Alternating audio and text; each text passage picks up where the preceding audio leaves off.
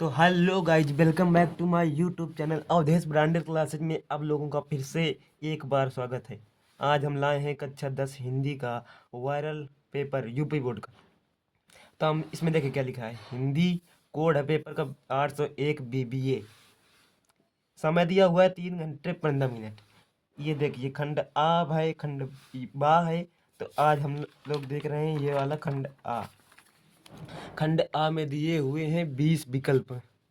तो आज हम विकल्पों को देखिए, पूरा पेपर सॉल्व करते हैं शार्टली तरीके से। सबसे पहले प्रश्न में कह रहा है पुनर्नवा किस विधा की रचना है। तो पुनर्नवा हमारी उपन्यास विधा की रचना है। प्रश्न नंबर 2 कह रहा है आषाढ़ का दिन के लेखक हैं। तो आषाढ़ का एक दिन के लेखक हैं हमारे मोहन राकेश जी। मोहन राकेश जी हैं। शुक्ल युग को काव्य के क्षेत्र में किस नाम से जाना जाता है। तो शुक्ल युग को काव्य के क्षेत्र में छायावाद युग के रूप में जाना जाता है। हंस पत्रिका के संपादक किसने किया। तो देखिए दोस्तों, हंस पत्रिका का संपादन मुंशी प्रेमचंद ने किया था। ये सही कर देंगे। विश्रामपुर का संत के लेखक हैं। इसके लेखक है श्रीलाल शुक्ल जी। ठाकुर किस धारा के कवि हैं। तो ठाकुर हमारे रीति मुक्त काव्य धारा के कवि हैं।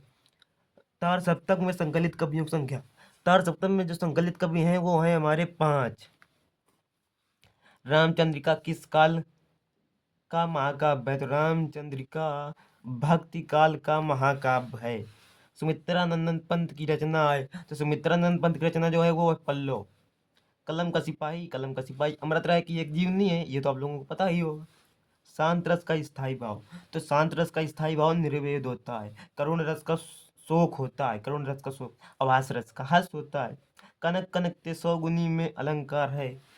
इसमें यमक अलंकार होगा, क्योंकि एक ही शब्द की ए, एक ही शब्द 2 बार आ रहा है, उसके अर्थ भी अलग अलग है। एक का कनक का हो जाएगा सोना, एक कनक का हो जाएगा धतूरा। विकल्प नंबर 13 हम देखते हैं। दोहा छंद का उल्टा है। तो बच्चों ये बात ध्यान रखना, दोहा छंद का उल्टा हमेशा सोठा होता है। पर्यावरण में किस उपसर्ग का प्रयोग है। तो पर्यावरण में उपसर्ग जो होता है वो आगे लगता है, प्रत्यय जो होता है पाछे लगता है। तो पर्यावरण में क्या लगा है, पा। तो पा वाला हम देख लेंगे, पा है, फिर रा है, तो पर ही हो जाएगा। ये सही हो जाएगा। अब विकल्प नंबर 15 में क्या कह रहा है। विकल्प नंबर 15 में कह रहा है कि धूम्र का तत्सम है, मतलब धुआं का तत्सम है। तो धुआं का तत्सम क्या होता है, धूम्र। ये सही कर देंगे। पंचतंत्र में कौन सा समास है। पंचतंत्र में द्विगु समास है, क्योंकि इसमें बोला पंचतंत्र 5 तंत्र, इसलिए। हाँ, तो देखिए दोस्तों, यहाँ तक हमारा हो गया है। पंचतंत्र में कौन सा समास है, द्विगु समास। अब क्वेश्चन नंबर 17 देखेंगे। बड़ाई में प्रत्यय है। तो प्रत्यय हमेशा जो होता है वो पीछे लगा होता है, उपसर्ग हमेशा आगे लगा होता है। तो बड़ाई में हो जाएगा आई, डाई आई, इसलिए प्रत्यय हो जाएगा इसमें आई।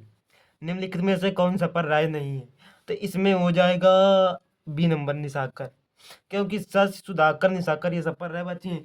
पर्यायवाची ये भी है, लेकिन ये तीनों एक के पर्यायवाची हैं, ये डिफरेंट पर्यायवाची है, इसलिए अलग हो जाएगा। ताशाम में कौन सा विभक्ति और वचन है। तासाम, बालका नाम तासाम। तो इसमें हो जाएगा षष्ठी बहुवचन। ऐसा ही कर देंगे। जिन शब्दों के स्वरूप में कोई परिवर्तन नहीं होता वे शब्द कहलाते हैं, वे शब्द अवयव कहलाते हैं। अव्यय कहलाते हैं। अव्यय सही कर देंगे। अब इसमें लिखा है खंडबा वर्णनात्मक प्रश्न। कह रहा है नंबर 1 गद्यांश पर आधारित प्रश्नों के उत्तर दीजिए। नंबर 1 कह रहा है, देख इसमें होता है कि इसमें गद्यांश का लिखा जाता है। गद्यांश में लिखा जाता है लेखक और पाठ का नाम, फिर रेखांकितन से जो इसकी व्याख्या लिखी जाती है, फिर एक जो प्रश्न तीसरा होता है वो इसी से ढूंढ कर लिखना होता है, इसी में आंसर उसका छिपा होता है। तो ये देखिए, ये वेरी इंपॉर्टेंट है बोर्ड एग्जाम एग्जाम की नज़रिए से। कक्षा 10 वालों को बता रहा हूँ, बहुत ज़्यादा इंपॉर्टेंट है। ये हमारा जो है, इसमें पूछ रहा प्रश्न नंबर 1 में गद्यांश का संदर्भ। तो ये जो पाठ है हमारा, ये है मित्रता, जो आचार्य रामचंद्र शुक्ल द्वारा लेखक हैं, इसके लिखित है। तो मित्रता ये पाठ का आज इसमें लिखेंगे गद्यांश का संदर्भ, हेडिंग डालेंगे संदर्भ बराबर प्रस्तुत गद्यांश हमारी पाठ्य पुस्तक हिंदी के मित्रता नामक पाठ से लिया गया है। इसके लेखक आचार्य रामचंद्र शुक्ल जी हैं। इतना लिख देंगे, आपके 2 नंबर इसमें पक्के हो जाएंगे। बस फिर ये बोल रहा है रेखांकित अंश की व्याख्या, तो इसकी आप लोग व्याख्या कर देंगे। और फिर बोल रहा है किन लोगों की संगत हमारे लिए बुरा है, तो इसका क्वेश्चन इसमें छुपा है। तो ऐसे लोगों को साथ करना हमारे लिए बुरा है जो हमसे अधिक दृढ़ संकल्प। ये उत्तर हो जाएगा इसका। फिर बोल रहा है कि अथवा में आप क्या ये कर सकते हैं, ईर्ष्या मनुष्य का चारित्रिक दोष नहीं है। ये हो जाएगा ईर्ष्या तू न गई मेरे मन से, इसके लेखक है रामधारी सिंह। आप लोगों को दो में जो एक है वो आप कर सकते हैं। ये दोनों बहुत ज़्यादा इंपॉर्टेंट हैं। ये दोनों आप समझ लो, याद कर लोगे तो बस, और कोई पढ़ने की जरूरत नहीं है। गद्यांश इसी में से आ जाएगा। फिर क्वेश्चन नंबर 2 में कह रहा है निम्नलिखित पद्यांश पर आधारित प्रश्नों के उत्तर दो। बोल रहा है उद्धव मोहि ब्रज बिसरत नाही। उद्धव उद्धव जी कह रहे हैं मुझे ब्रज बिसराता नहीं है। तो इसके देख लो क्या कह रहा है पद्यांश।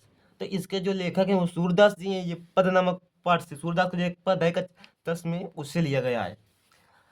बोल रहा है पद्यांश का शीर्षक और कवि का नाम। तो इसमें लिखेंगे पद्यांश, इसमें सीधा हेडिंग डाल देंगे, प्रस्तुत संदर्भ लिखेंगे इसका। प्रस्तुत पद्यांश हमारी पाठ्य पुस्तक हिंदी के पद नामक पाठ से अवतरित है। इसके कवि जो हैं वो सूरदास जी हैं। इस प्रकार लिख देंगे। इसमें आपको 2 नंबर इसमें भी पक्के हो जाएंगे। और फिर बोल रहा है रेखांकित की व्याख्या। तो रेखांकित केवल इतने की व्याख्या की जाती है, ये बात आप लोग ध्यान कर लो। इतने में अंडरलाइन है, बाकी आपको कुछ नहीं करना, इतने की व्याख्या कर दोगे।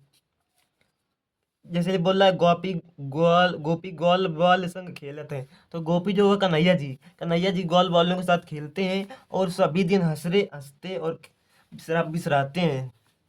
फिर ये वाला आप लिख देंगे। अथवा में है आपको ये लिखना है, ये आप लिख सकते हैं। बाकी इंपॉर्टेंट बहुत ज़्यादा ये है, वेरी इंपॉर्टेंट है। अब ये हटा दें, ये हो गया। क्वेश्चन नंबर हम लोग 3 में आ गए। ये हमारा क्वेश्चन नंबर 3 है। ये क्वेश्चन नंबर 3 है। इसमें बोल रहा है, ये देखो 5 नंबर का ये वाला क्वेश्चन है। बोल रहा है संस्कृत गद्यांश संदर्भ का हिंदी साहित्य में अनुवाद कीजिए। तो बोल रहा है अस्माकम संस्कृत। संस्कृत शब्द छिपा हुआ है तो आप लोग जान जाओ कि भारतीय संस्कृत नामक पाठ से लिया गया है। तो इसमें देखिए गद्यांश कैसे लिखा जाता है, बता रहे हैं। लिखा जाता है प्रस्तुत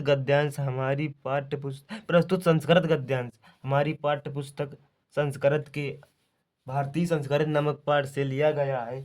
इसके लेखक का कुछ नहीं होता, बस इतना लिख लिया है लिख देते हैं। फिर लिख देते हैं हिंदी अनुवाद लिख देंगे, बस आपको पूरे 5 नंबर मिल जाएंगे।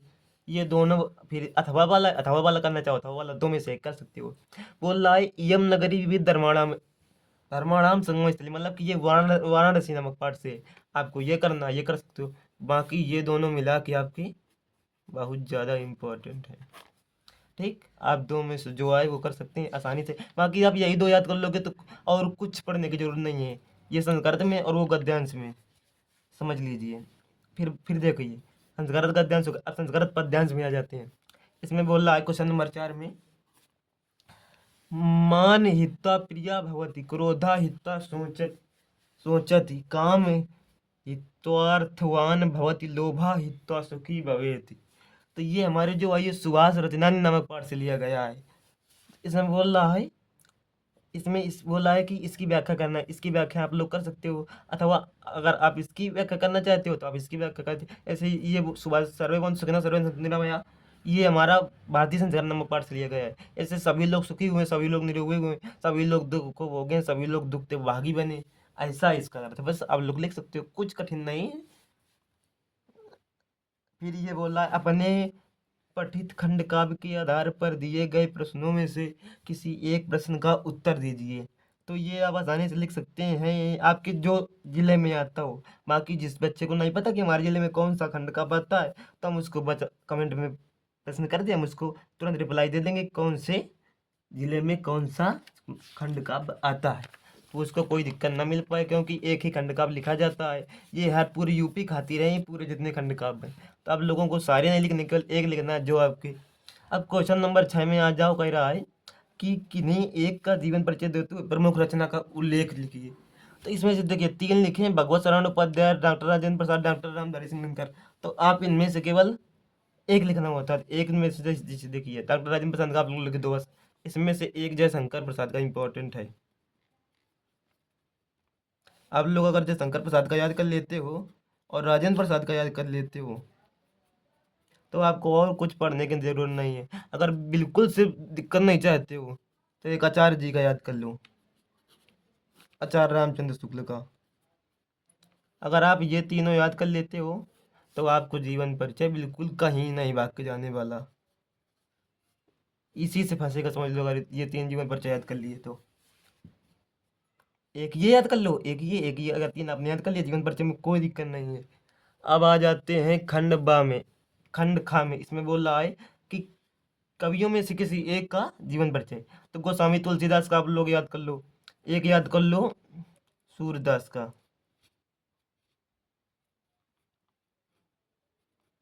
बस आप ये दो याद कर लो और कोई तीसरा याद करने की जरूरत नहीं है, यही फंस जाएगा। 95% चांस है यही फंसने की। बस अब आ जाओ, इसमें क्या कह रहा है।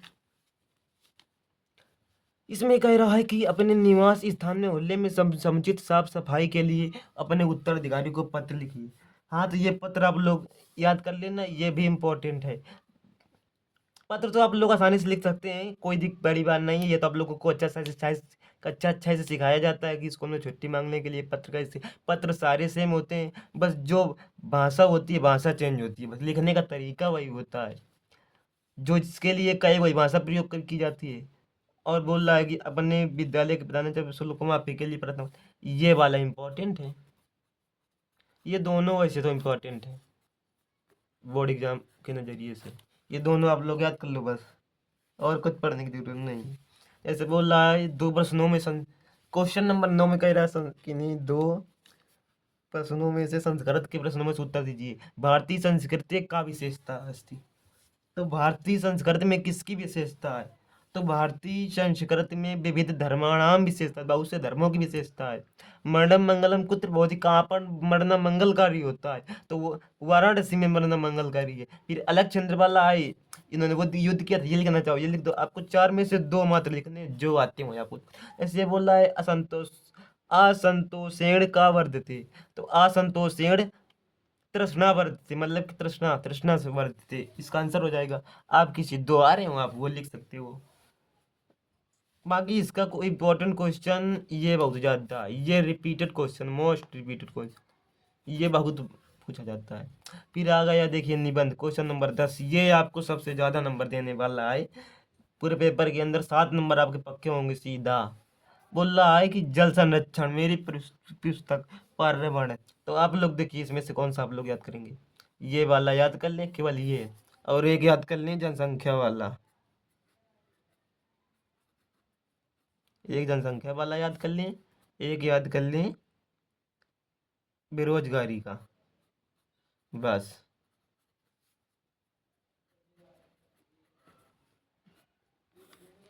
अगर ये आप तीन याद कर लेते हैं, ये तो इन्हीं तीनों में से एक पक्का फंस जाएगा। बाकी आप लोग 10 में पढ़ते हो, आप लोगों को इतना थोड़ा नॉलेज रखना चाहिए कि कोई भी निबंध या पत्र आ जाए, आप लोगों को लिखने लिखने का बस बेस पता हो, आप कोई भी लिख सकते हो आसानी से। बाकी जिस भी प्रश्न में या जिस भी जो आपको इनमें से ना समझ में आ रहा हो, कोई प्रश्न को कमेंट करें और हम उसको रिप्लाई देने का या वीडियो के माध्यम से बताने का प्रयास करेंगे। बाकी फिर मिलेंगे आपको ऐसे ही एक दूसरे मॉडल पेपर के साथ या प्री बोर्ड के पेपर के साथ। तब तक के लिए धन्यवाद।